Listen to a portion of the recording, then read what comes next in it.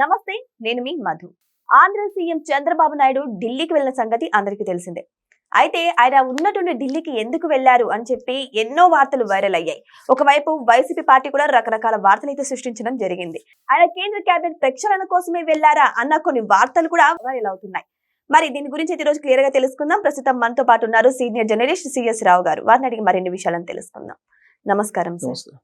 Sir, Nara Chandrababu Naidu గారు ఎప్పుడైతే ఢిల్లీ వెళ్లారో రకరకాల వార్తలు వస్తున్నాయి. ఆయన దానికోసం వెళ్లారు, దీనికోసం వెళ్లారు అని. అసలు ఎందుకు వెళ్లారు సార్? కరెక్ట్ రీజన్ ఏంటి?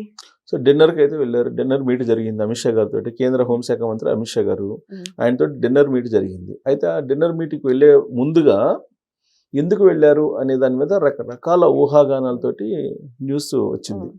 ఈవెన్ మనం కూడా ఒక వీడియో చేసాం. అయితే ఆయన టూర్ ముగించుకొని వచ్చారు. వచ్చిన తర్వాత ఎందుకు వెళ్ళారు అనే దాని మీద కొంత క్లారిటీ వచ్చింది. ఏంటంటే కేంద్ర రాష్ట్రాల్లో క్యాబినెట్ ప్రక్షాళన జరగబోతుంది.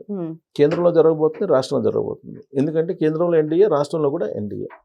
ఇప్పుడు కేంద్రంలో ఇద్దరు ఆంధ్రప్రదేశ్ సంబంధించినటువంటి మంత్రులు ఉన్నారు. ఎవరు? రామ్మోహన్ నాయుడు గారు, అలాగే పెమ్మసాని చంద్రశేఖర్ గారు. వీళ్ళిద్దరూ మినిస్టర్స్గా ఉన్నారు. అయితే రాబోయేటువంటి రోజుల్లో ఒకవేళ షఫ్లింగ్ చేస్తే, మార్చాల్సి వస్తే ఎవరిని మార్చాలి అనే దాని మీద ఒక చర్చ జరిగి ఉండవచ్చు వాళ్ళిద్దరి మధ్య అనేది బయటకు వస్తుంది. వాళ్ళిద్దరిలో ఎవరు చెప్పరు కదా. చంద్రబాబు గారు చెప్పలేదు, ఇటు అమిత్ షా గారు చెప్పలేదు. కాకపోతే వాళ్ళు ఒక నిర్ణయానికి కూర్చుంటారు. కేంద్ర కేబినెట్ ప్రక్షాళన అంటే భాగస్వామ్య పక్షాలకి ఇంటిమేట్ చేస్తారు. ఇంటిమేట్ చేసి ఇంకో ఎక్స్-పర్సన్ని మేము పక్కన పెట్టాలనుకుంటున్నాము, మరి మీ ఆప్షన్ ఏంటి అని అడుగుతారు. సో అలాంటిది వాళ్ళిద్దరి మధ్య చర్చకి వచ్చి ఉండొచ్చు అనేది ఒకటి. So at the same time reciprocal రాష్ట్ర క్యాబినెట్ పరిస్థితి. రాష్ట్రంలో క్యాబినెట్ కూడా పనితీరు సరిగ్గా లేదనేది చంద్రబాబు నాయుడు గారు గత కొంతకాలంగా అప్పుడప్పుడు మాట్లాడుతూ ఉన్నారు, ఇండికేషన్స్ ఇస్తూ ఉన్నారు సహచర మంత్రులకి. అయినప్పటికీ కొంతమంది మార్చుకోవాలి. సో వాళ్ళని మార్చాల్సినటువంటి పరిస్థితి ఆయనకు కూడా ఏర్పడింది. ఎందుకనంటే ఇప్పటి వరకు ఈ 16-17 నెలల్లో అనేకమైనటువంటి సంక్షేమ కార్యక్రమాలు చేపట్టారు, అభివృద్ధి కార్యక్రమాలు చేపట్టారు. దాన్ని ప్రచారం చేసుకోలేకపోతున్నారు. చేసినంతగా ప్రచారం చేసుకోలేకపోతున్నారు. ప్రచారం మీన్స్ మీడియాలో కాదు, మీడియాలో చేస్తున్నారు. కానీ చేయాల్సింది ఎక్కడ? గ్రౌండ్లో చేయాలి. ప్రజల దగ్గరికి వెళ్ళి చెప్పాలి. ఇప్పుడు ప్రత్యర్థి పార్టీలు ఏం చెప్తున్నాయి? చంద్రబాబు నాయుడు గారు ఇచ్చినటువంటి హామీలు నెరవేర్చలేదు అని చెప్తున్నారు. ఆయన హామీలు అన్నారు, సూపర్ 6లు అన్నారు. సూపర్ 6లు ఎక్కడ అమలు చేశారు అని అంటున్నారు. అమలు చేశాము అని చెప్పే బాధ్యత ఎవరి మీద ఉంది? ఎమ్మెల్యేల మీద ఉంది, అలాగే మంత్రుల మీద ఉంది, లేదా ఇన్ఛార్జీల మీద ఉంది. ఇన్ఛార్జి మంత్రులు, ఎమ్మెల్యేలు వీళ్ళు చెప్పాలి. ప్రజల దగ్గరికి వెళ్ళి మేము అమలు చేసాము, మేము ఇచ్చినట్టు హామీలు ఇవి, మేము అమలు చేసామని చెప్పాలి. 1వ తారీఖు పెన్షన్లు ఇస్తున్నారు. 4,000 రూపాయల పెన్షన్లు అందరికీ తెలుసు కదా, ఇస్తున్నారు కదా. అన్నదాత సుఖీభవ పథకాన్ని అమలు చేస్తున్నారు. సిలిండర్లు, ఉచిత సిలిండర్లు ఇస్తున్నారు. తర్వాత తల్లికి వందనం అది ఇస్తున్నారు కదా. సో ఇవన్నీ, ఉచిత బస్సు, తర్వాత బీసీలకు రక్షణ కల్పించేటువంటి చట్టం, ఇవన్నీ ఆయన ఏదైతే సూపర్ 6లు చెప్పారో అవి ఇంప్లిమెంట్ చేస్తున్నారు. ఇంప్లిమెంటేషన్లో ఎక్కువ తక్కువలు, లేదంటే కొన్ని ల్యాప్సెస్ ఉండొచ్చు. ఏదైనా ఒక మ్యాసివ్ స్కీమ్స్ ఇంప్లిమెంట్ చేస్తున్నప్పుడు డెఫినెట్గా లోపాలు ఉంటాయి. అది పరిగణలోకి తీసుకోకుండా అసలు అమలు చేస్తారా లేదా చూసుకుంటే కనుక, ఇప్పుడు ఆయన ఏదైతే చెప్పారో అవి అమలు చేస్తున్నారు. మరి ఇది చెప్పడానికి ప్రజల మధ్యకి వెళ్ళాలి కదా. వీళ్ళు ప్రజల మధ్యకి వెళ్ళలేకపోతున్నారు. ప్రజల మధ్యకు వెళ్ళలేనటువంటి పరిస్థితుల్లో క్యాబినెట్ ఉంది, క్యాబినెట్లో ఎక్కువ భాగం ఉంది.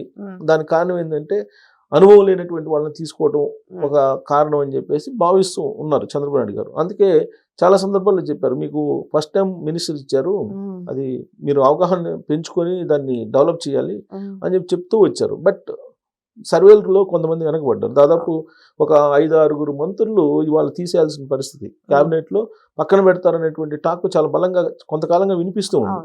వాళ్ళని పక్కన పెడితే ఎవరిని తీసుకోవాలి? ఇక్కడ మళ్ళీ క్యాబినెట్ ప్రక్షాళన అనగానే భాగస్వామ్య పక్షాలతోటి మళ్ళీ ఇక్కడ కూడా చర్చించాలి. కేంద్రంలో ఏ విధంగా అయితే భాగస్వామ్య పక్షాలతోటి చర్చిస్తూ ఉన్నారో అదే తరహాలో రాష్ట్రంలో కూడా చర్చించాలి. ఇప్పుడు కేంద్రంలో ఉండేటువంటి మినిస్టర్స్లో ఇప్పుడు జనసేనకి భాగస్వామ్య పక్షం అది, కానీ జనసేనకు సంబంధించినటువంటిది లేదు, ప్రాతినిధ్యం లేదు క్యాబినెట్లో, సెంట్రల్ క్యాబినెట్లో.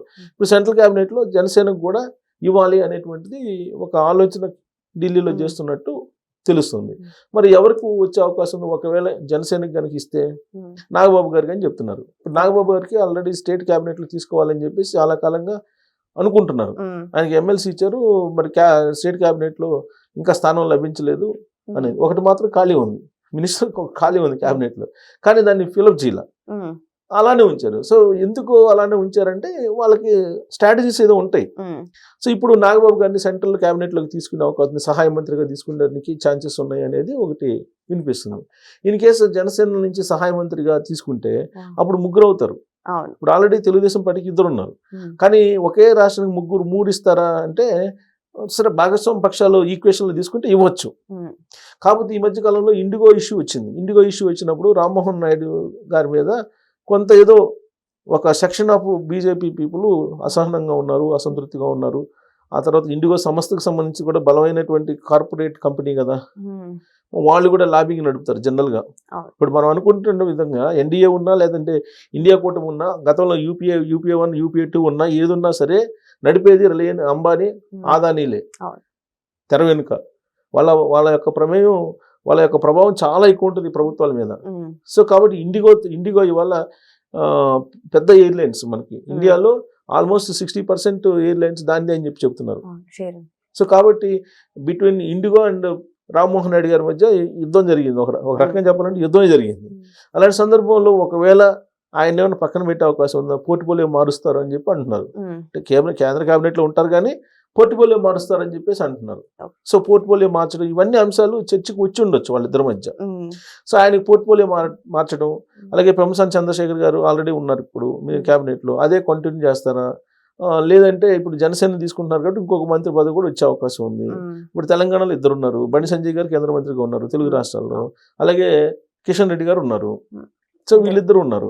ఇంకొకటి అక్కడ జనసేనకి ఇస్తే అప్పుడు బీజేపీ ఏం కోరుకుంటుంది? రాష్ట్రంలో మాకు ప్రాతినిధ్యం ఇది అని అడుగుతారు. ఇప్పుడు ఒక మినిస్టర్ ఉన్నారు, సత్యకుమార్ గారు ఉన్నారు.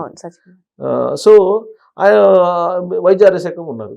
ఇప్పుడు ఆయన్ని ఒకవేళ పోర్ట్ఫోలియో మారుస్తారా? లేదంటే అదే పోర్ట్ఫోలియో కంటిన్యూ చేసి ఇంకొకరికి కూడా మాకు అవకాశం ఉంది బీజేపీ వాళ్ళకి అని చెప్పి అడుగుతారా వాళ్ళు? అది కూడా ఉండొచ్చు. ఇప్పుడు ఒకవేళ బీజేపీ వాళ్ళకి కనుక అనుకూలంగా వాళ్ళు కనుక మాకు ఒకటి కావాలని చెప్పేసి క్యాబినెట్లో చెప్తే చంద్రబాబు నాయుడు గారు కాదనలేరు. సో అయితే ఎవరికి ఇస్తారు? ఇప్పుడు సుజనా చౌదరి గారు చాలా కాలం నుంచి ఆయన ప్రయత్నం చేస్తున్నారు. సుజనా చౌదరి గారు యాక్చువల్గా అమరావతి విషయంలో కానీ లేదా ఆంధ్రప్రదేశ్ గురించి కానీ ఆయన చాలా ప్రయత్నాలు చేసి పోరాడారు. ఇప్పుడు బీజేపీలో ఉన్నారు ఆయన. ఇప్పుడు ఆయనకి మంత్రి పదవుల్లో ఇచ్చే అవకాశం ఉందని చెప్పి కూడా అంటున్నారు. లేదు, ఇప్పుడు ఆల్రెడీ అక్కడ బీసీకి ఇచ్చున్నారు బీజేపీలో. సో కాబట్టి ఇప్పుడు ఓసీకి ఇవ్వాలి కాబట్టి ఇచ్చే అవకాశం ఉంది.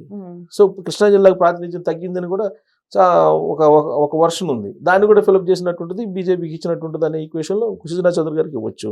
ఇట్లా రాష్ట్ర కేంద్ర క్యాబినెట్కి సంబంధించిన ప్రక్షాళన అయితే జరగబోతుంది. అది సంక్రాంతికి ముందా సంక్రాంతి తర్వాత జరుగుతుందా అనేది మాత్రం చూడాలి, లేదా సంక్రాంతి సందర్భంగా జరుగుతుందా అనేది కూడా.